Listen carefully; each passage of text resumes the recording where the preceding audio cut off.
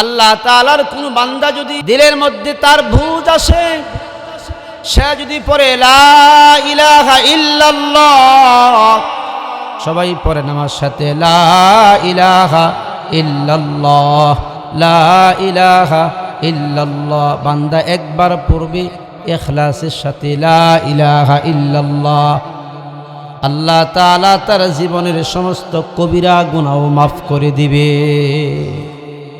কোরআনুল কারীমের এই আয়াতটি তেলাওয়াত করছে। আল্লাহ তাআলা বলেন, ইন্নাল্লাহা লা ইয়াগফিরু আন ইউশরাকা বিহি ওয়া ইয়াগফিরু মা দুনা যালিকা লিমান ইয়াশা। বান্দার সমস্ত গুনাহকে আমি আল্লাহ তাআলা মাফ করে দেই, কিন্তু যেই বান্দা আমি আল্লাহ তাআলার সাথে শরীক করলো, অংশীদার স্থাপন করলো, এই গুনাহ আমি আল্লাহ মাফ করব না। সব মাফ করব, সব গুনাহ আল্লাহ তাআলা মাফ করবেন, কিন্তু একটা গুনাহ আছে শিরক। এই শিরকের গুনাহ আল্লাহ তাআলা মাফ করেন না। সকল গুনাহ মাফ করতে আল্লাহ প্রস্তুত। শিরকের তিনটা প্রকার আছে, শিরক বিন জাত, শিরক বিন সিফাত, শিরক বিন আফআল। শিরকের জাত কাকে বলা হয়? তিনটা কথা। এক নাম্বার হলো আল্লাহ তাআলার অস্তিত্ব নিয়ে যারা টান দেয়। ইহুদিরা আল্লাহকে মানত, সাথে আরেকজন আল্লাহ মানত, আরেকজন আল্লাহ মানত, এই জন্য তারা কি মুশরিক, দুই খোদার ইবাদত করত।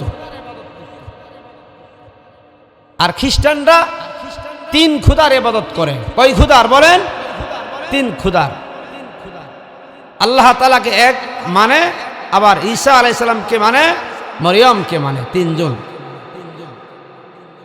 আর হিন্দুরা বহু খোদার ইবাদত করে, বড় 360 জন আর অতিরিক্ত 33 কোটি আল্লাহর ইবাদত করে। এই তিন খোদার ইবাদত করে খ্রিস্টান। ইহুদি করে কয় খোদার? দুই খোদার, দুই আল্লাহর। আর হিন্দুরা করে কয় খোদার? বহু খোদার, 33 কোটি দেবতার। এখন কথা হলো আল্লাহর অস্তিত্ব নিয়ে কি করে? আল্লাহর সাথে আরেকজন আছে, যদি কেউ শামিল করে তাহলে আল্লাহর অস্তিত্বের মধ্যে কি হয়? আঘাত হয়। আল্লাহর সাথে কেউ নাই। শিরক বিন জাত, আল্লাহর জাতের সাথে কি করে? শরীক করে। আল্লাহর সিফাতের সাথে শরীক করে। কিছু গুণ আছে একমাত্র আল্লাহর, আর কারো নাই। কিছু গুণ আছে কি শুধু আল্লাহর জন্য খাস,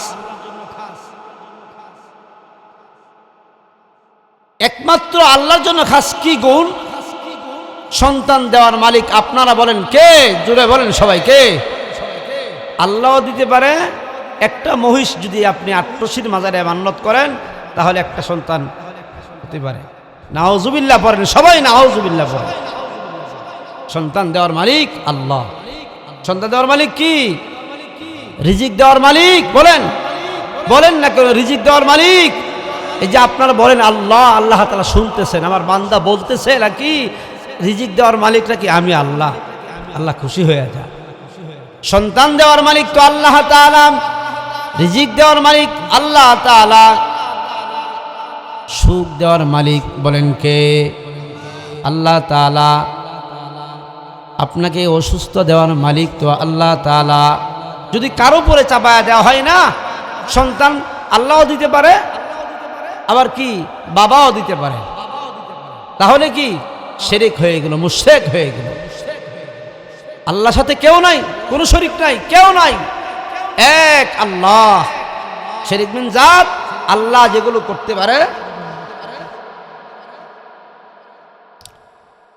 রব্বুল আলামিন বলেন, যেই কাজ আমার জন্য খাস ওই কাজ আর কারো জন্য খাস নয়। ইমাম মালিক রহমতুল্লাহি আলাইহি, চার মাযহাবের এক মাযহাবের নাম হলো ইমাম মালিক। নাম শুনছেননি? চার মাযহাব, ইমাম আবু হানিফা, নুমান ইবনে সাবিত, ইমাম আবু হানিফা, ইমাম শাফিঈ, ইমাম মালিক, ইমাম আহমদ ইবনে হাম্বল। কয়জন নাম বললাম বলেন? ইমাম কয়জন বলেন না কেন, কয়জন? 4 জন ইমাম। তার মধ্যে একজন ইমামের নাম হলো ইমাম মালিক। বহু বছর যাবৎ মদিনা, ওনার চিন্তা হলো উনি যদি মৃত্যুবরণ করে তার কবরটা হবে মদিনায় জান্নাতুল বাকিতে। কিন্তু দিলের মধ্যে ঢেউ উঠছে খানায় কাবা জিয়ারত করার জন্য। এখন চিন্তা করো, যদি আমি হজ করতে যাই, যদি মারা যাই, তাহলে তো জান্নাতুল বাকিতে দাফন করবে না। দিলের মধ্যে শখ জন্মাইছে, খানায় কাবা বাইতুল্লাহ জিয়ারত করবে। কি করা যায়, কয়দিন বাঁচবো আমি জানতে চাই। সলাতুল ইস্তিখারা নামাজ আদায় করলেন, ঘুমায় পড়লেন। কি ঘুমাইলেন আর কি ঘুমের মধ্যে কি দেখলেন? রোজায়ে পাক সবুজ গম্বুজের নিচে যিনি আছেন মুহাম্মাদুর রাসূলুল্লাহ, সবাই পড়েন জোরে সাল্লাল্লাহু আলাইহি ওয়াসাল্লাম। ইমাম মালিক দেখতেছেন নবীজি 5 আঙ্গুল দেখাইছে। সম্রাট স্বপ্নের তাবির করেন, স্বপ্নের সম্রাট ইবনে সিরিন রহমতুল্লাহি আলাইহি তার কাছে খাদেমকে পাঠাইলেন, যাও যাও ইবনে সিরিনের কাছে যাও, আমার স্বপ্নের কথা বলবা, নাম বলবা না, শুধু বলবা এক লোক স্বপ্ন দেখছে, আল্লাহর নবী 5 আঙ্গুল দেখাইছে। সংক্ষেপে বলতেছি, তিনি বলেন কে দেখলো, নাম বলো। নাম বলাও যাবে না, ঠিক আছে। তাহলে এই 5 আঙ্গুল দেখায়া বলছে। সূরাতুল লুকমানের মধ্যে আল্লাহ রাব্বুল আলামিন বলেন, ইন্নাল্লাহা ইনদাহু ইলমুস সাআহ ওয়া ইউনাজ্জিলুল গায়থা ওয়া ইয়ালামু মা ফিল আরহাম। ইন্নাল্লাহা ইনদাহু ইলমুস সাআহ ওয়া ইউনাজ্জিলুল গায়থা ওয়া ইয়ালামু মা ফিল আরহাম। এই আয়াতের মধ্যে রব্বে কাবা বলতেছেন কোন দিন জমিনে বৃষ্টি হবে, কোন দিন জমিনে কি হবে বলেন, বৃষ্টি হবে। সন্তান মার পেটে ছেলে আছে না মেয়ে আছে, আগামীকাল তুমি কি খাইবা, কথা বুঝতেছেন নি? তোমার মরণ কোন দিন হবে কেউ জানে না আল্লাহ ছাড়া, কেউ জানে না, একমাত্র আল্লাহ তাআলাই জানে। এখন তো বিজ্ঞান বইলা দেয় 17 তারিখ বৃষ্টি হবে সকাল থেকে সন্ধ্যা পর্যন্ত, বলে না? এই 17 তারিখ সারাদিন রৌদ্র থাকে কিনা বলে অনেক সময়। বৃষ্টি কখন হবে, কিয়ামত কখন হবে, মার পেটে সন্তান ছেলে আছে না মেয়ে আছে, আপনার মরণ কবে হবে, এই অস্তিত্ব আল্লাহর। আল্লাহ বলেন আমি ছাড়া কেউ জানে না, আল্লাহর হাবিবও জানতেন না, কেউ জানে না। এই জন্য সন্তান দেওয়ার মালিক আল্লাহ, না দেওয়ার মালিক আল্লাহ। ছেলেও আল্লাহ তাআলা দেন কাউকে, আবার কাউকে কি করেন শুধু ছেলে দেয় মেয়ে দেয় না, আবার কোনো মানুষকে শুধু মেয়ে দেয় ছেলে দেয় না, আবার কোনো মানুষকে ছেলেও দেয় মেয়েও দেয়, আবার কোনো মানুষকে আল্লাহ তাআলা ছেলেও দেয় না মেয়েও দেয় না, কিচ্ছু দেয় না, আল্লাহ বুন্দা বানায় রাখে। কি করে? ছেলেও নাই মেয়েও নাই, এটা স্বয়ং আল্লাহর কুদরতি হাত। যাকে ইচ্ছা তাকে দিব, যাকে ইচ্ছা দিব না। রব্বুল আলামিন বলেন ওয়াগফিরু মা দুনা যালিকা লিমান ইয়াশা। শিরকের গুনাহ আমি আল্লাহ তাআলা ক্ষমা করব না, কিন্তু যদি নিম্ন পর্যায়ের কোনো গুনাহ হয় আমি আল্লাহ ক্ষমা করে দিব। ওয়া মান ইউশরিক বিল্লাহ ফাকাদ ইফতারা ইসমান আযীমা। নিম্ন পর্যায়ের গুনাহ মাফ করবে, শিরকের গুনাহ মাফ করবে না। আল্লাহর হাবিবের খেদমত 38 বছর করছে। নবীজির আপন চাচা খাজা আবু তালেব, নবীজির আপন চাচার নাম কি বলেন? আবু তালেব। 38 বছর নবীজির খেদমত করছে। আরবের কোন বেঈমান, কোন মুশরিক, কোন কাফের, কোন লিডার আপনার আমার নবীর দিকে তাকাইতে পারে নাই চোখ কোনান দেয়া। কেন? আবু তালেবের ভাতিজা। সাবধান, চোখ উঠায় ফেলাইবি। চিন্তা করছেন নি? আল্লাহ রসুলের খেদমত করছে। আবু তালেবের ভয়ে কোনো বেঈমান কোনো ক্ষমতাধর ব্যক্তি নবীজির দিকে চোখ রাঙা তাকানোর সাহস পায় না। শেষ পর্যন্ত কি দেখা গেল? আল্লাহর হাবিবের আপন চাচা আবু তালেব মৃত্যু শয্যায় আছেন, রূহ নাকের ডগায় চলে আসছে। নবীজির কাছে সংবাদ গেল, ওগো আল্লাহর হাবিব, আপনার আপন চাচা আবু তালেব মৃত্যু শয্যায়। নবীজি বেহুশ হইয়া দৌড়াইতে দৌড়াইতে আবু তালেবের কাছে গেলেন। কেন গেছে বুঝুন তো? গিয়া দেখে এক পার্শ্বে আবু জাহাল বসা, ডান পাশে আবু জাহাল, বাম পার্শ্বে উমাইয়া বিন খালফ, দুইজন বেঈমানদের সর্দার, কাফের লিডার। চিন্তা করেন, আল্লাহর হাবিব বলতেছেন, চাচা শুধু একবার পড়েন লা ইলাহা ইল্লাল্লাহ, পড়ুন লা ইলাহা ইল্লাল্লাহ মুহাম্মাদুর রাসূলুল্লাহ। নবীজি দেখতেছেন জাহান্নামটা চাচার যদি কালিমা না পড়িয়া মৃত্যুবরণ করে জাহান্নামে চলে যাবে, আর যদি কালিমাটা পড়তে পারে জান্নাত তার জন্য ওয়াজিব হইয়াছে। নবীজি বলে, চাচা পড়েন না। আল্লাহ নবী বলেন কালিমা পড়েন। আবু জাহাল আর আবু উমাইয়া বিন খালফ তারা বলতেছে, আপনার বাবার বংশ আপনি কি করবেন? এই মুহূর্তে ভুলে যাইবেন? আবার আল্লাহ নবী বলেন লা ইলাহা ইল্লাল্লাহ মুহাম্মাদুর রাসূলুল্লাহ। ওগো চাচা আপনি পড়েন, আপনার জিন্দেগিতে আমাকে এত উপকার করলেন, আজকে আপনি মুশরিক হয়ে মারা যাইবেন। নবীজি পড়েন লা ইলাহা ইল্লাল্লাহ। আবু জাহাল আর উমাইয়া বিন খাল, নবীজি একবার বলে আপনি পড়েন লা ইলাহা ইল্লাল্লাহ।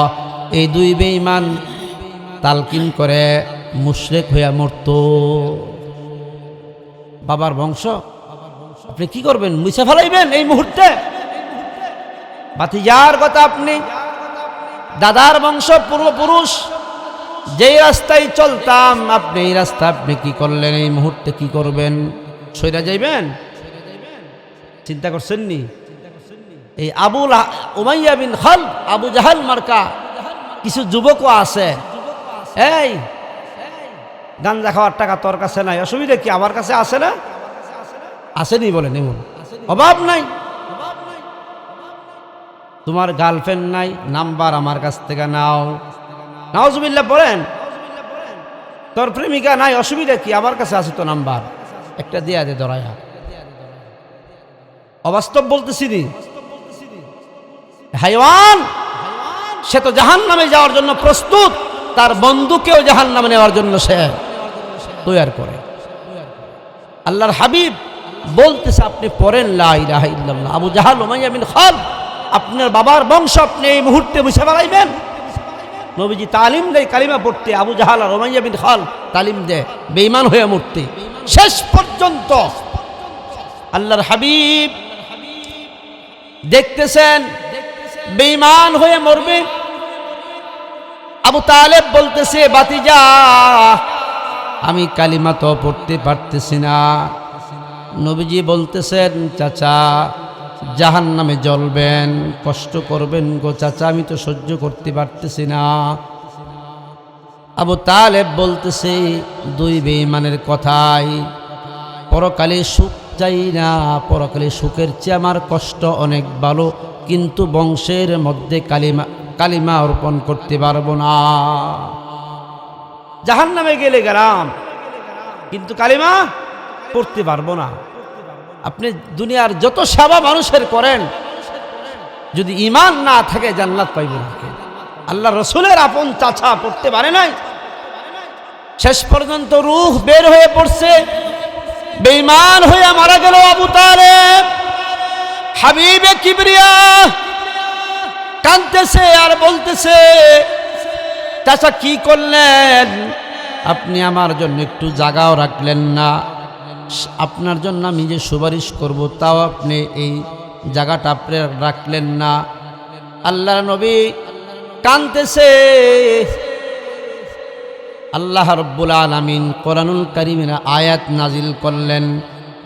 জিবরাইল আয়েশা বলতেছে, খতামাল্লাহু আলা কুলুবিহিম ওয়া আলা সামঈহিম ওয়া আলা আবসারিহিম গিশাওয়া। আল্লাহ তাআলা জিবরাইলকে এই আয়াত দিয়া পাঠায়া নবীজিকে শোনাইতেছেন, ওগো আমার হাবিব, যত চেষ্টা করেন আপনি পারবেন না তার দিলের মধ্যে বেঈমানের মোহর মারা, তার কানের মধ্যে কাফেরের সিল মারা, চোখের মধ্যে কাফেরের সিল মারা, জাহান্নামের মোহর মাইরা দিছি আমি আল্লাহ। কালিমা শুনবে না, কালিমা শুনবে না, তৌহিদের কথা তার কান দিয়া ডুববে না। যত চেষ্টা করেন, কিছু মানুষ এমন আছে যতবার বলেন তার দিল দিয়া কি করে না, কথা ঢুকে না। যতবার বলতে পারেন, বেঈমান টেলিভিশনে কি বলছে এটাই বিশ্বাস করে। জীবনে একদিন তাকবীর ওলা ছড়ে না আলেম উলামায়ে কেরাম বলতেছে এটা জাহান্নামের পথ, এটা জাহান্নামের পথ, এটা দুজকের পথ, তারপরে পথ ছাড়ে না। কেন? তার দিলের মধ্যে, তার কলবের মধ্যে, তার চোখের মধ্যে বেঈমানের মোহর মাইরা দিছে আল্লাহ। হাজারবার বলার পরেও কি আলেমরে জঙ্গিই বলে, কথা ঠিক কিনা বলেন? হাজারবার আলেমরা বলতেছে, আপনার চোখের সামনে একজন সন্তান 7 বছর বয়সে মাদ্রাসায় গেছে, আপনি দেখছেন এই ছেলে তার দাড়ি সাদা হয়ে গেছে, একদিনও কি করেন, নামাজ কাজা করে নাই, শুধু বেঈমানের টিভির মধ্যে আইসা বলছে আলেমরা রাজাকার, আলেমরা জঙ্গি, এই মুরব্বীরা জঙ্গি কওয়া ধরছে। নাউজুবিল্লাহ পড়েন। কেন? আস্তাগফিরুল্লাহ। তারাম এখনো তো সময় আছে আমার পরিবর্তন হওয়ার। শেষ পর্যন্ত আবু তালেব জাহান্নামে গেছে শুধু কালিমাটা না পড়ার কারণে। আল্লাহর হাবিবের বিয়ার খুতবা, এই যে হুজুরে বিয়া পড়ে না আপনাদের মসজিদের ইমাম, এই বিয়ার খুতবা বিয়া পড়াইছে আবু তালেব। আল্লাহর নবীর বিবাহ, প্রথম বিবাহ খাদিজাতুল কুবরাকে যেই সময় নবীজি বিবাহ করে, ওই বিবাহের খুতবা আবু তালেব পড়ছে। সুবহান। কিন্তু ওই সময় নবীজি নবুয়ত পায় না, নবীজি নবুয়তের আগে তো করছে খাদিজাকে বিবাহ। এই লোক কালিমা পড়তে পারে নাই, জাহান্নামে গেছে। আপনার আমি ঈমান যদি না থাকে, ঈমানের প্রশ্ন হবে কিয়ামতের ময়দানে। 3টা আদালত হবে, 3টা আদালত, 3টা বিচারের আদালত হবে। 1 নাম্বার আদালত হবে তৌহিদের আদালত, একত্ববাদের আদালত, 1 নাম্বার আদালত। অনেক সময় মানুষে বলে যে যদি মানুষের সেবা করে, ভালো কাজ করে, অন্যায় না করে, সৎ আচরণ করে, মানুষ কোনোদিন জাহান্নামে যাইতে পারে না। আল্লাহ মানুষ বানাইছে, মানুষ জাহান্নামে যাবে না, এটা আলেমরা বললেও বিশ্বাস করি না। এই কথা বলে কিনা সমাজে অনেক সময় বলেন যে যেই ধর্মেই থাক, যদি সে ভালো মানুষ থাকে অবশ্যই জান্নাতে যাবে। নাউজুবিল্লাহ পড়েন সবাই। ঈমান না থাকলে যাইতে পারবে না। 3টা আদালত হবে কাল কিয়ামতের দিন। 1 নাম্বার আদালত হবে তৌহিদের আদালত। যদি কালিমা সে তার জবান দিয়া পড়ে থাকে, দিল দিয়া বিশ্বাস করে, কাজে কর্মে সে কালিমার উপর দুনিয়াতে অটল ছিল, তৌহিদের উপরে ছিল মৃত্যু পর্যন্ত, তাহলে সে জান্নাত পাবে। আর কালিমা পড়ে নাই, মুশরিক ছিল, কথা কাজে কর্মে সব জায়গায় শিরিক ছিল, এই লোক বেঈমান, জান্নাত পাবে না। ওযুর ফরজ কয়টা আপনারা বলেন তো? ওযুর ফরজ কয়টা বলেন? সবাই বলেন। ওযুতে কয় ফরজ? ওযুতে 4 ফরজ। এই 4 ফরজ আপনি আদায় করিয়া ওযু করছেন, কোনো কমতি নাই, 4 ফরজ আদায় করে ওযু করছেন। এখন ওযু করার পরে যদি আপনি প্রস্রাব করেন, ওযু থাকবে নি? ওযু থাকবে? কালিমা বললেন লা ইলাহা ইল্লাল্লাহ মুহাম্মাদুর রাসূলুল্লাহ,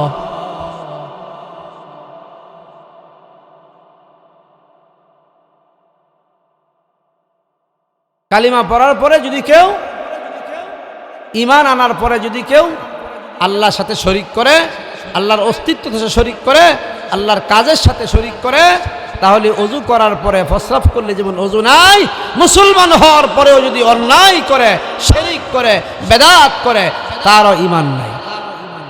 তার কি নাই? মুসলমান মনে করে যে আমার আব্বা মুসলমান ছিল, দাদা মুসলমান ছিল, 14 পুরুষ আমরা মুসলমান, আমিও তো মুসলমান। কখন যে আমার ঈমান বরবাদ হয়ে গেছে আমার তো জানা নাই।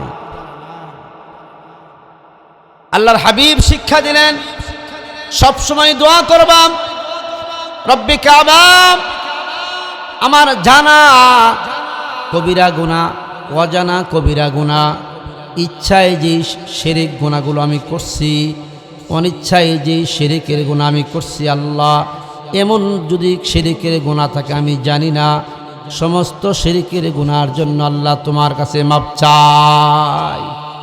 সবসময় দোয়া করতে হবে। আপনার অজান্তে আপনি শিরক করছেন। মিশকাত কিতাবের মধ্যে আমরা পড়ছি, একজন ইমানদার ঘুমাইছে রাত্রিবেলা, সকালবেলা কাফের হয়ে গেছে। কেমনে? সকালে দেখে বৃষ্টি, ইমানদারে বলছে কি দক্ষিণ দিকে তারকা উঠছিল আর বাতাস চালাইছিল, এই জন্য বৃষ্টি হচ্ছে। ইমানদার সকালবেলা কাফের হয়ে গেছে। একজন কাফের হয়ে ঘুমাইছে, সকালবেলা দেখে বৃষ্টি হয়েছে। এই কাফের বলে আল্লাহ আসমান থেকে বৃষ্টি পাঠাইছে। এই কাফের সকালবেলা এই কথা বলার কারণে সে আল্লাহর ওলি ইমানদার মুসলমান হয়ে গেছে গা। চিন্তাও করে না, কি বলছে, এ দক্ষিণে বাতাস চালাইছে এই জন্য বৃষ্টি পড়ছে। ইমানদার ফাঁকটা ইমানদার কাফের। পূবের বাতাসে মেঘ হয় না, এই কথা বললে অজু করার পরে প্রস্রাব করলে যেমন অজু নষ্ট, পূর্ব দিকে বাতাস চালালে বৃষ্টি হয় না, এই কথা বললেও কি মুশরিক হয়ে যাবে মানুষ। বৃষ্টি দেওয়ার ক্ষমতা কার বলেন? সবাই বলেন আল্লাহ তাআলা। এক ফোঁটা বৃষ্টি আসমান থেকে পড়বে না আমার মাওলা হুকুম না করলে। যদি বৃষ্টি শুরু হয়ে যায়, দুনিয়ার কারো ক্ষমতা নাই বৃষ্টি বন্ধ করার। আসেনি বলে? এই আজব কথা বলি আমরা অনেক সময়। পূজা না গেলে নদীর পানি কমতো না। নাউজুবিল্লাহ পড়েন না কেন সবাই? বলে কিনা এরকম কথা? পূজা না গেলে, পূজা ফালাইলে শীত কমবো, পূজা ফালাইলে পানি কমবো। এগুলো মুশরিক হওয়ার কথা। সমস্ত কিছু পরিবর্তন করার মালিক শক্তি একমাত্র কার বলেন? আল্লাহ তাআলা। বেঈমান যদি ইমানদার হয় সময় লাগে না বেশি, কালিমা পড়লে তওবা করলে আল্লাহ তাআলা ক্ষমা করবে। এই জন্য বললাম 3টা আদালত হবে ঈমানের আদালত। যদি ইমানদার হয় আল্লাহ তাআলা তাকে জান্নাত দিবে। ইমানদার হওয়ার পরে একটা আদালত হবে, হকুল্লাহ। কি? হকুল্লাহ, আল্লাহর হক। 3 নাম্বার আদালত হকুল ইবাদ, বান্দার হক। আল্লাহর হক কি? 5 ওয়াক্ত নামাজ, রমজানের রোজা, হজ, ফরজ হইলে হজ করা, যাকাত দেওয়া, মানুষের সাথে মুআমালাত, মুআশারাত, লেনদেন এগুলো ঠিক করা। এটা হলো হকুল্লাহ। আর হকুল ইবাদ, এই যে 5 টাকা দোকানদার পাইব, আমার ভয়ে চাওয়ার সাহস পায় না। কথা বুঝতে পারছেন নি? এটাকে বলা হয় হকুল ইবাদ। পানাদার ব্যক্তির লেনদেন মৃত্যুর আগে পরিশোধ করতে হবে। যদি না করে কেউ, কাল কিয়ামতের ময়দানে মাওলাই পাক বলবে, বান্দা আমার ওই বান্দার কাছ থেকে তুমি ঋণ নিছিলা, পরিশোধ করো। পরিশোধ করার আগ পর্যন্ত কোনো ক্ষমা নাই আমার কাছে। কিন্তু হকুল্লাহ, আহকামুল হাকিমিন, আল্লাহ রহমান, আল্লাহ রহিম, ইচ্ছা করলে মাফ করে দিতেও পারে দয়া করে, কিন্তু বান্দার হক মাফ করবে না। হাদিসে পাকের মধ্যে আসছে, আল্লাহর রাসূল বলেন, যদি আমার মুসলমান, আমার উম্মত, খাঁটি উম্মত যদি কোনো বেঈমানের কাছ থেকে, ইহুদির কাছ থেকে, হিন্দুর কাছ থেকে, খ্রিস্টানের কাছ থেকে ঋণ নেয় আর সে যদি পরিশোধ না করে, কাল কিয়ামতের ময়দানে আমি এই বেঈমানের পক্ষ নিয়ে আদালতে দাঁড়াইব। মুসলমানের পক্ষ আমি নবী নিব না। চিন্তা করেন, চিন্তাও করেন একবার, ভাবিও না একবার। কত টাকা কত আন্দা পাইব মানুষে, এমনি কয় কি, কত টাকা কত আন্দা পাইব মানুষে, বেহা বেলা যাস দেখলেই চাওয়া শুরু করে, হয় কিনা বলেন? কাল কিয়ামতের দিন 3টা আদালত। একটা আদালত ইমানের, দ্বিতীয় নাম্বার আদালত হকুল ইবাদ, 3 নাম্বার আদালত হকুল্লাহ। চিন্তা নাই আমাদের, দিলে দিমনে, না দিলে নাই। গেছি গানি এই দেশটা, আমি মরে গেছি নি বলে না। আপনাকে দাঁড় করাইয়া মানুষের সামনে অপমান করার অধিকার আল্লাহ রাসূল দিয়ে গেছে, যদি সে পানাদার থাকে। এই কথা শুনছেননি? পানাদার ব্যক্তি মানুষের সামনে আপনাকে অপমান করার অধিকার আছে, নবীজি বলছে। কথা ঘটনা আছে, বললে আপনারা বুঝতে সময় নেই, এতটুকু বিশ্বাস করেন না। হুজুরে বলছে যে পানাদার ব্যক্তি নাকি মানুষের সামনে লজ্জা দেওয়ার অধিকার রাখছে। কাল কিয়ামতের দিন ফরজ আমল দিতে হবে, কবুলিয়াত ফরজ আমল। 1 টাকার জন্য নিজের আমল থেকে ফরজ আমল দিতে হবে। সাবধান। সবাই তো আমরা লেনদেন করি, মুআমালাত করি, এটা হলো হকুল ইবাদ আর হকুল্লাহ, আল্লাহর হক। আপনারা জানেন এই মাসটা কি? আরবি মাস কি জানেননি? রজব মাস। এটা কি মাস? রজব মাস। আজকে কয় তারিখ এটা জানেননি? আজকে কয় তারিখ? 26 তারিখ রজবের। রাত হইল 27 তারিখ, দিন গেছে 26, রাত হলো কয় তারিখ? 27। শুধু জানুয়ারি, ফেব্রুয়ারি, মার্চ, এপ্রিল, মে এইগুলো আমরা জানি, কিন্তু আরবি আমাদের জানা নাই। আরবি জানতে হবে। এটা রজব মাস। এই মাসে আল্লাহ রাব্বুল আলামিন, আমি কোরআন শরীফে একটা আয়াত পড়ছি, আল্লাহ রাসূল কই গেছেন বলেন? মেয়ারাজে গেছেন। আমার সময় শেষের দিকে, এই জন্য অন্যদিকে আর সময় না দিয়ে এদিকে চলে আসছি। নবীজি কোথায় গেলেন বলেন? মেয়ারাজে গেছেন। কোন দিন গেছেন? এই 27 তারিখে। এই জন্য এই মাসের একটা হক এলাকাবাসী জানে, শুনে আর কয়েকটা কথা বললে আপনারা শুনবেন। এটা কি মাস? সবে মেয়ারাজ। আল্লাহর হাবিব সাল্লাল্লাহু আলাইহি ওয়াসাল্লাম, ওনার মা নাই, বাবা নাই, ভাই নাই, বোন নাই, কেউ নাই। নবীজি গেছে তায়েফে দাওয়াত করতে, কেউ দাওয়াত গ্রহণ করে নাই। সবাই অত্যাচার করছে, সবাই অত্যাচার করছে নবীকে, কেউ নবীজির কথা শুনে নাই। আপনারা বলেন, আল্লাহর হাবিব সাল্লাল্লাহু আলাইহি ওয়াসাল্লাম যে তায়েফ গেলেন, নিজের ইচ্ছাই না, আমার আল্লাহর হুকুমে গেলেন। বলেন, আল্লাহ তাআলার হুকুমে তায়েফ গেলেন দাওয়াত দিতে। সাথে কেউ নাই, শুধু যায়েদ ইবনে হারেসা রাদিয়াল্লাহু তাআলা আনহুমা। ছোট বাচ্চা যায়েদকে নবীজি নিয়ে গেলেন তায়েফে, দাওয়াত দিলেন। কেউ শুনে নাই নবীজির কথা। ছোট ছোট মাসুম বাচ্চারাও নবীজির কথা কেউ শুনে নাই। আমরা যে মেয়ারাজের ওয়াজ করি আর শুনি, নবীজি কেন মেয়ারাজে গেলেন এটাও একটা কারণ। নবীজি গেলেন তায়েফের ময়দানে।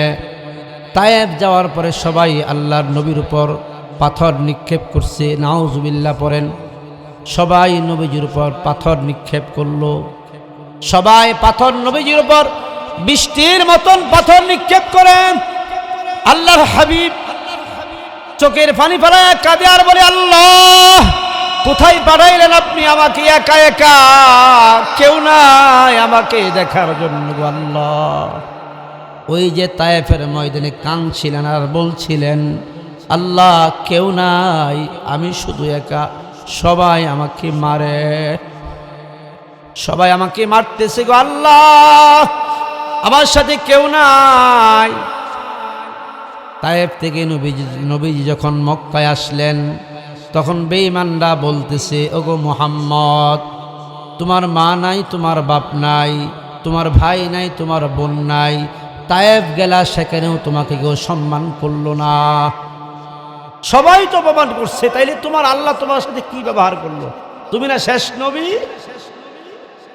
চূড়ান্ত পর্যায়ে যখন সময়টা ছিল, আল্লাহর হাবিবকে চতুর্পাশ দিয়া শুধু অত্যাচার আর কটূক্তি করে, ঠিক ওই সময়ের মধ্যে তখন নবীজির নবুয়তের সময় মাত্র 11 বছর। ওই সময়ে আল্লাহর হাবিবকে উম্মে হানির ঘরে নবীজি ঘুমিয়েছিলেন। জিবরাইল আর মিকাইল দুইজনকে পাঠাইলেন। আল্লাহ তাআলা বলেন, সুবহানাল্লাযী আসরা বিআবদিহি লাইলাম মিনাল মাসজিদিল হারাম।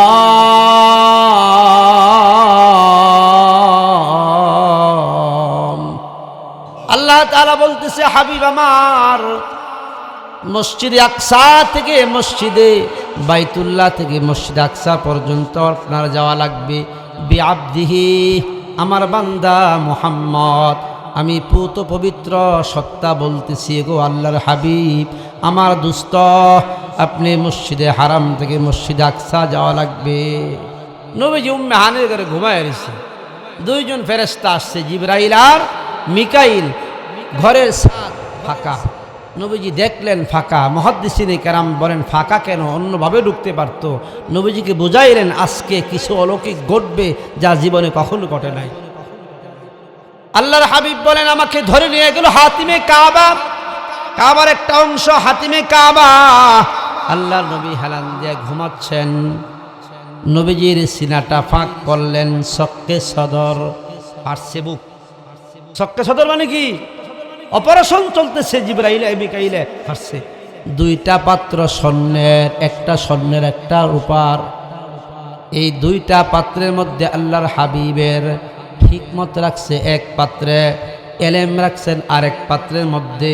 জমজমের পানি দিয়া সবগুলো দৌত করলেন, আবার আগের মতন হয়ে গেল। সুবহানাল্লাহ পড়েন। বুরাক চলে আসছে, নবীজি বুরাকের মধ্যে আহরণ করলেন। লম্বা কথা সংক্ষিপ্ত আকারে বলি, ভালো করে বুঝেন। আল্লাহর হাবিব যাইতেছেন মসজিদে আকসা। মসজিদে আকসা কোনটা? বর্তমানে যেটা ফিলিস্তিনে অবস্থিত। বাইতুল মুকাদ্দাস, চতুর্পাশ দেয়া হাজার হাজার নবীদের কবর আছে। বারাকনা হাওলাহু, বরকতময় এক মসজিদে নবীজি গমন করতেছেন, যাচ্ছে, উপর দিয়ে যাচ্ছে দ্রুত গতিতে। যাইতে যাইতে একজন বলল, ইয়া মুহাম্মদ দাঁড়াও। জিবরাইল বলে, শুনে তার কথার জবাব দিয়েন না। আবার আরেকজন বৃদ্ধ এমন ক্ষণে একজন বুড়ি বলল সালাম দিয়া, ইয়া মুহাম্মদ দাঁড়াও, একটু শোনো। জিবরাইল বলে, ইয়া রাসূলুল্লাহ, আপনি তার কথার জবাব দিবেন না। সামনে গেলেন, আরেক সুন্দর যুবতী রমণী রূপসী সালাম দিল, বলে মুহাম্মদ দাঁড়াও। আল্লাহর হাবিব বলে, জিবরাইল তারা কারা?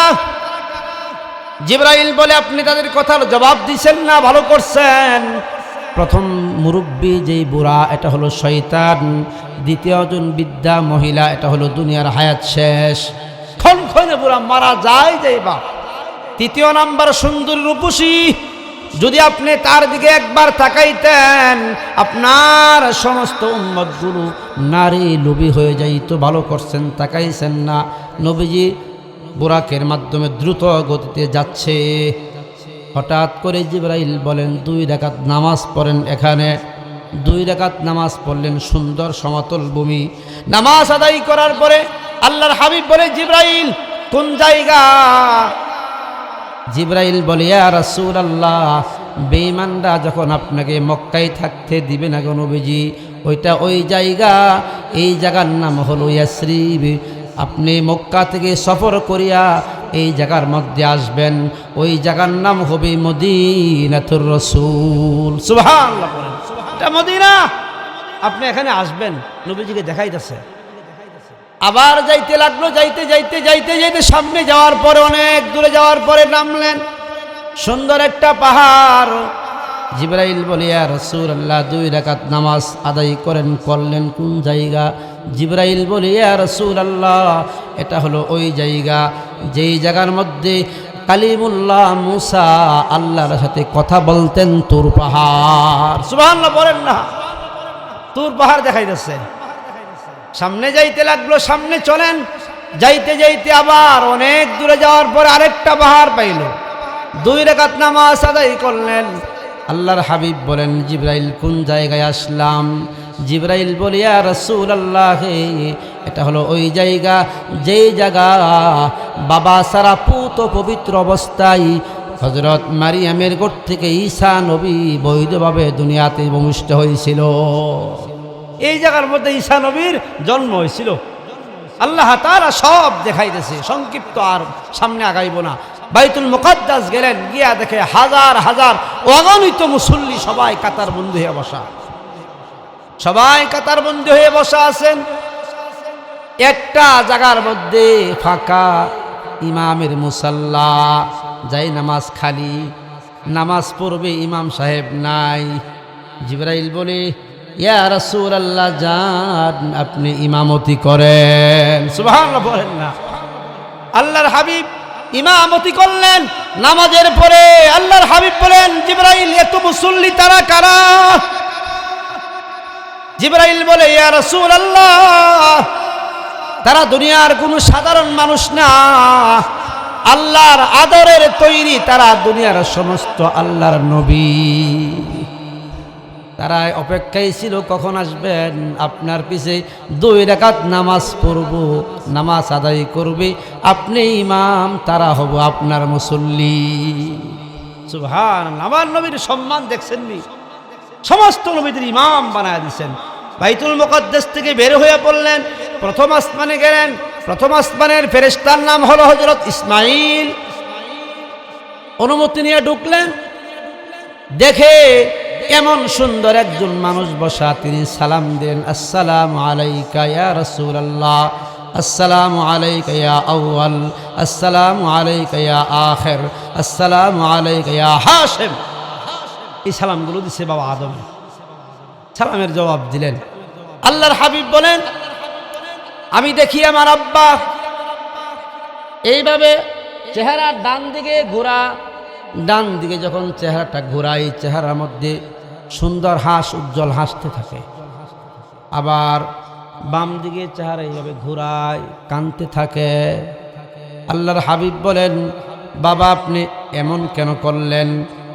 আদম বলেন, যখন ডান দিকে আমার চেহারাটা ঘুরাই, অগণিত মুসলমান জান্নাতি দেখতে পারি, তারা আমার সন্তান।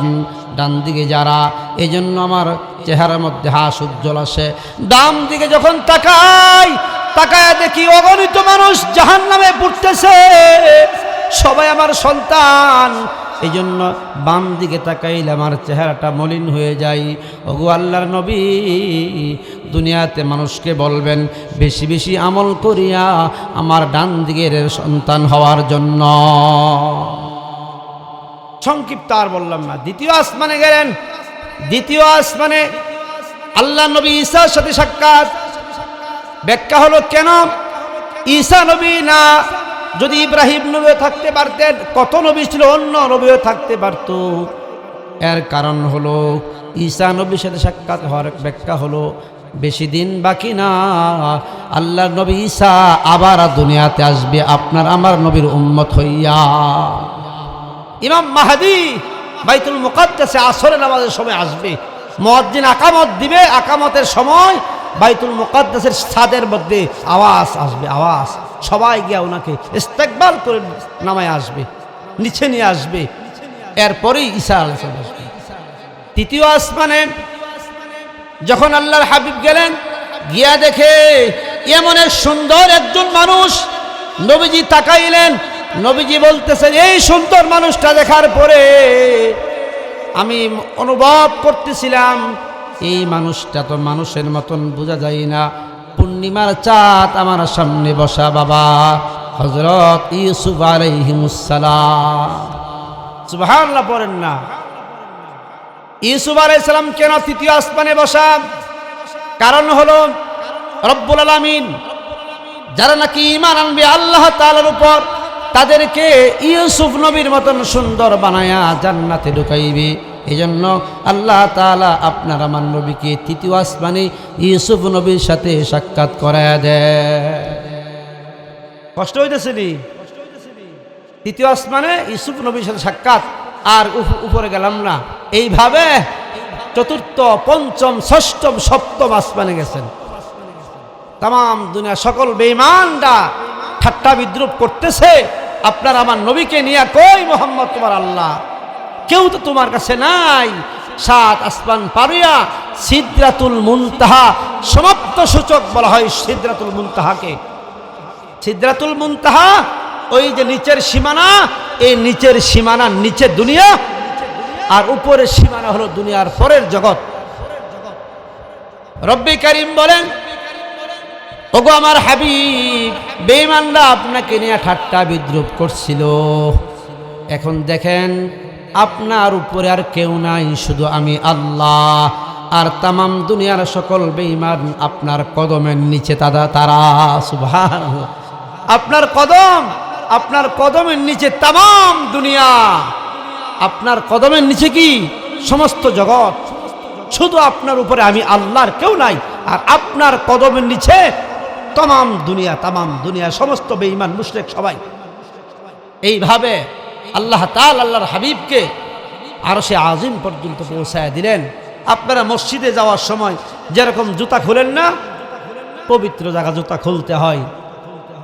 কালিমুল্লাহ হযরত মূসা আলাইহিস সালাতু ওয়াস সালাম তুর পাহাড়ে গিয়া জুতা নিয়ে উঠতেছিলেন। ফাখলানা আলাইকা ইয়া মূসা ইন্নাকা বিল ওয়াদিল মুকদ্দাসি তুওয়া। সুবহানাল্লাহ পড়েন না, কোরআনুল কারীমের আয়াত। আল্লাহ তাআলা বলতেছেন, মূসা জুতা খুলো, জুতা খুইলা উঠোটা পবিত্র স্থান, জুতা পায়ে নিয়ে উঠবা না। আপনার আমার নবী আদবওয়ালা নবী আরশের মধ্যে ওঠার সময় জুতা খুলতেছে, আল্লাহ তাআলা আরশের জবান দিয়া কথা বলতেছে, গো আল্লাহর হাবিব জুতা খুলবেন না, জুতা পায়ে দিয়া উঠেন। আপনি জুতা খুলেন কেন? আপনার জুতার দুলি দিয়া মাওলার আরশ ধন্য হবে। দেখছেন নি বেঈমানরা কি বলছিল? নাই তোমার কেউ দুনিয়াতে। আল্লাহর আরশ অপেক্ষা করতেছে রসুলের জুতার ধুলার কারণে। কখন আসবে রসুলের জুতার, আপনার আমার নবীর জুতার ধুলা কখন পড়বে, ধুলি পড়বে? আল্লাহ তাআলা কাছে চলে গেলেন। ওই যে তায়েফের কথা, আল্লাহর নবী যে কাঁদছিলেন, আল্লাহ আমাকে একা পাঠায়া দিলেন আপনি। আল্লাহ তাআলা বলতেছেন, শুধু নামাজ দেওয়ার জন্যই আনছি না, শুধু রোজার জন্যই না। আল্লাহ তাআলা বলেন, হাবিব আপনি তায়েফের মাঠে কাঁদছিলেন আর বলছিলেন, আল্লাহ একা একা আপনি আমাকে কোথায় পাঠাইলেন? ওগো হাবিব তাকায়া দেখেন, আপনি একা না, আমি আপনার সাথে। সুবহানাল্লাহ। এই যে আমি আর আপনি আর আমি। আল্লাহ তাআলার কাছে যাওয়ার পরে নবীজি বলতেছেন, ওগো আল্লাহ আমার উম্মত তো জমিনে আছে, আমার আবু বকর তো আছে, ওমর তো আছে, উসমান, আলী, ফাতেমা, হাসান, হুসাইন, আমি তাদের জন্য কি নিয়ে যাব?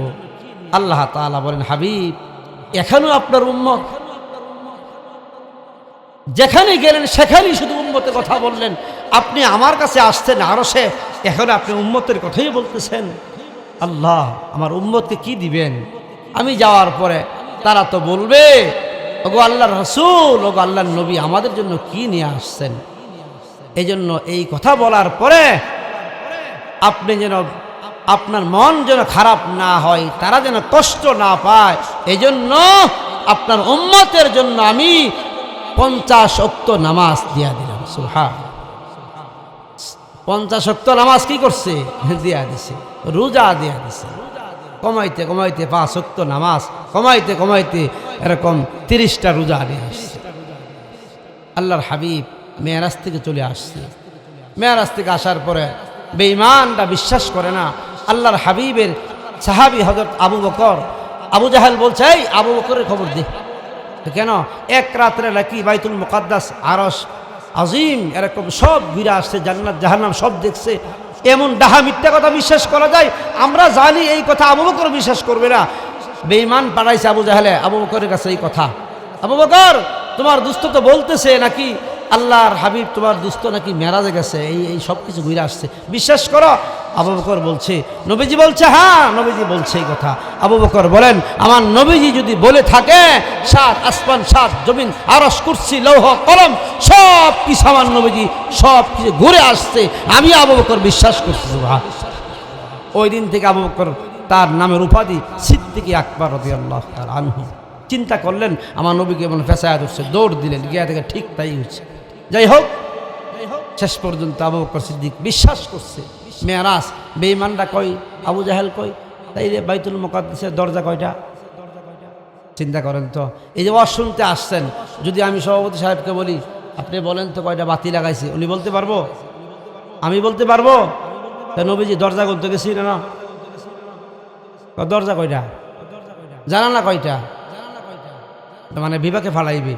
আল্লাহ তাআলা জিবরাইলকে বলে, জিবরাইল বাইতুল মুকাদ্দাস আমার রসুলের কাছে সামনে নিয়ে পেশ করো। নবীজি দেখবে, গুনবে আর বলবে সুবহানাল্লাহ, সব বলে দিচ্ছে। আর অনেক ঘটনা আছে ভাই, যদি আপনারা সময় মতো আসতেন আমি আর আধা ঘন্টা আগে বসতাম, কথাগুলো শুনাইতাম। ওগো কামলিওয়ালা তুমি মদিনাওয়ালা, ওগো কামলিওয়ালা তুমি মদিনাওয়ালা, বলুন ওগো কামলিওয়ালা তুমি মদিনাওয়ালা, তোমারই জন্যে জগত জ্বালা, ওগো কামলিওয়ালা তুমি মদিনাওয়ালা, বলুন কামলিওয়ালা তুমি মদিনাওয়ালা।